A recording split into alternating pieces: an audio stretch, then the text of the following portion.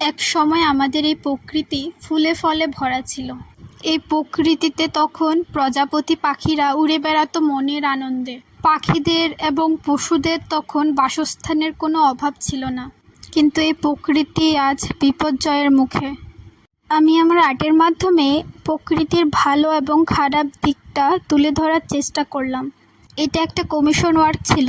Hansa aunty ওনার স্কুলের প্রোগ্রামের জন্য আমাকে দায়িত্ব দিয়েছিলেন এই জিনিসগুলো বানিয়ে দেওয়ার।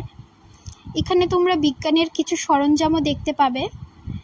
প্রকৃতির যে জল, সেই জলটা যখন নোংরা হয়ে যায় তখন তাতে বিভিন্ন প্লাস্টিক, প্যাকেটস, মাছের কাঁটা হতে শুরু করে সব কিছুই দেখতে পাও। সেই জিনিসগুলোই রিয়েলিস্টিক রাখার চেষ্টা আমি করেছি। দূষণমুক্ত জল দেখতে কীরকম লাগে সেটাও তোমাদের সঙ্গে শেয়ার করছি।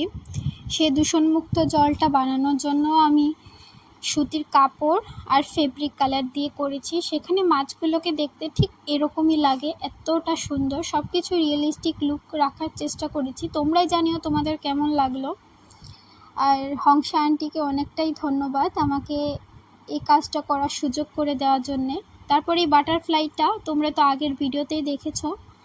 তারপর থাকছে এই সুন্দর পিককটা। এটা কাগজ আর ক্লে দিয়ে তৈরি করা হয়েছে। কাপড়ে লাগানোর পর এগুলো যাতে নড়ে না যায় তার জন্য ভালো করে ক্লে, সেফটি পিন, ইউপিন দিয়ে আমি অ্যাটাচ করে দিয়েছি। তারপর এখানে একটা বাজুবান দেখতে পাচ্ছ যেটা সম্পূর্ণ ক্লে দিয়ে আর পেপার দিয়ে তৈরি। তোমরা জানিও তোমাদের কেমন লাগলো।